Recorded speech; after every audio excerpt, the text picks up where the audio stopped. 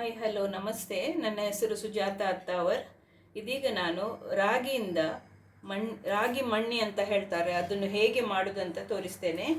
ಅದಕ್ಕೆ ಬೇಕಾಗುವ ಸಾಮಾನುಗಳು: ರಾಗಿ 1 ಲೋಟ ಇಲ್ಲ 2 ಲೋಟ ಹಾಕ್ಬೋದು, ಮತ್ತು ಬೆಲ್ಲ 1-2 ತುಂಡು, ತೆಂಗಿನ ತುಂಡುಗಳು, ಮತ್ತು ಏಲಕ್ಕಿ, ಮತ್ತು ತುಪ್ಪ, ನೀರು. ಈಗ ಮೊದಲಿಗೆ ಒಂದು ಪಾತ್ರೆಗೆ ರಾಗಿಯನ್ನು ಹಾಕಬೇಕು. ಆನಂತರ ಅದಕ್ಕೆ ನೀರನ್ನು ಹಾಕಬೇಕು.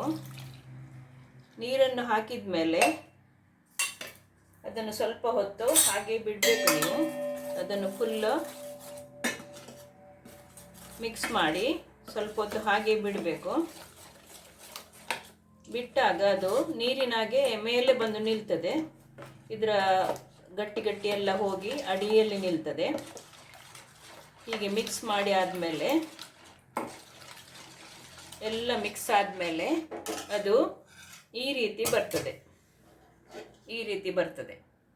ಇದನ್ನೀಗ ನಾನು ಗ್ಯಾಸಲ್ಲಿಟ್ಟು ಅದಕ್ಕೆ ಬೇಕಾಗುವ ಸಾಮಾನುಗಳು: ಬೆಲ್ಲವನ್ನು ಹಾಕ್ತೇನೆ.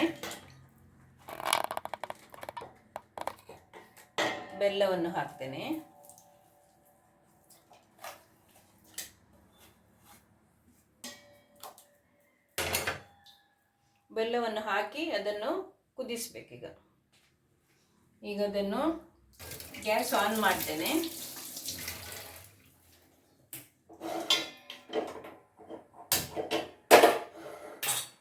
ಗ್ಯಾಸ್ ಆನ್ ಮಾಡಿ ಸೌಟಿಂದ, ಇಲ್ಲ ಹೀಗೆ ನೀವು ದೋಸೆ ತೆಗೆಯುವ ಇದುಂಟಲ್ಲ ಹಿಡಿ, ಅದರಲ್ಲಿ ಹೀಗೆ ಮಾಡ್ಬೋದು. ಈಗ ಬೆಲ್ಲ ಕರಗಿ ನೀರಾಗಬೇಕು, ಮತ್ತು ಇದು ನೀರು ಕೂಡ ಗಟ್ಟಿ ಆಗ್ತಾ ಬರ್ತದೆ. ಅಷ್ಟು ತನಕ ಇದನ್ನು ಹೀಗೆ ಮಾಡ್ತಾ ಇರಬೇಕು, ಅಡಿ ಹಿಡಿಬಾರ್ದು. ನೋಡಿ, ಇದೀಗ ಅದು ಗಟ್ಟಿ ಆಗ್ತಾ ಬಂತು, ಕಲರ್ ಚೇಂಜ್ ಆಗ್ತಾ ಬಂತು. ನೋಡಿ, ಕಲರ್ ಚೇಂಜ್ ಆಗ್ತಾ ಬಂತು. ಮಾತ್ರ ಇದನ್ನು ಅಡಿ ಹಿಡಿಯೋದಾಗೆ ಹೀಗೆ ತಿರುಗಿಸ್ತಾ ಇರಬೇಕು. ಅಡಿ ಬೇಗ ಹಿಡಿತದೆ ಇನ್ನು ಗಟ್ಟಿ ಆದಮೇಲೆ, ಗಟ್ಟಿ ಆಗ್ತಾ ಬರುವಾಗ. ಆಗ ನೀವು ಸ್ವಲ್ಪ ತುಪ್ಪ ಹಾಕ್ಬೋದು. ತುಪ್ಪ ಇದ್ದರೆ ಹಾಕಿ, ಅಡಿ ಹಿಡಿಯುವುದಿಲ್ಲ ತುಪ್ಪ ಹಾಕಿದರೆ.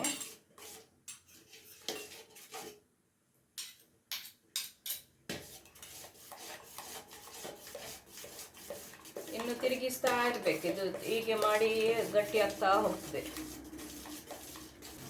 ಈಗ ತೆಂಗಿನ ತುರಿ ಹಾಕ್ಬೋದು. ನೀವು ತೆಂಗಿನ ತುರಿ ಇಲ್ಲದಿದ್ದರೆ ತುಂಡು ಮಾಡಿ ಹಾಕ್ಬೋದು. ಸ್ವಲ್ಪ ಉಪ್ಪು, 1 ಚಿಟಿಕೆ ಉಪ್ಪು ಹಾಕಿ. ತುಂಬ ಹಾಕಬೇಡಿ, ಉಪ್ಪು ಆಗ್ತದೆ ಅದು.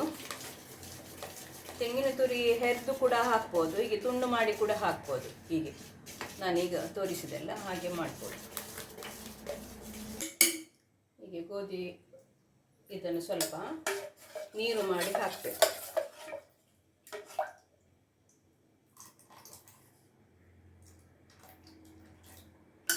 ತುಂಬ ಬೇಕಂತ ಇಲ್ಲ, ಸ್ವಲ್ಪ ಹಾಕಿದರೆ ಸಾಕು, ಗಟ್ಟಿ ಆಗ್ತದೆ.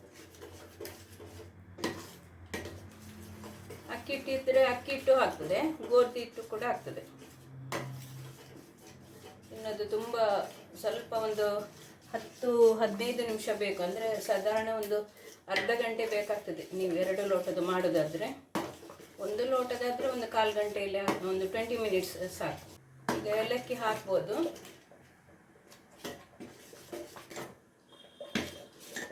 ಇನ್ನು ಸಾಕು, ಇದನ್ನು ತೆಗಿತೇನೆ. ಈಗ ಗುಳ್ಳೆ ಬಂತದ್ದು ಆಫ್ ಮಾಡ್ತೇನೆ. ಆಫ್ ಮಾಡಿ ಈ ಬಟ್ಟಲಿಗೆ ತುಪ್ಪ ಎಲ್ಲ ಹಾಕಿ ಇಡಬೇಕು, ರೆಡಿ ಮಾಡಿ 2 ಬಟ್ಟಲಿಗೆ. ಅದಕ್ಕೆ ಈಗ ಹೊಯ್ತೇನೆ. ಇದೀಗ ಮಣ್ಣಿ ರೆಡಿ ಆಯಿತು. ನೀವು ಮಾಡಿ ಅದು ಹೇಗೆ ಆಯ್ತಂತ ನನಗೆ ಕಮೆಂಟ್ಸ್ ಮೂಲಕ ತಿಳಿಸಿ.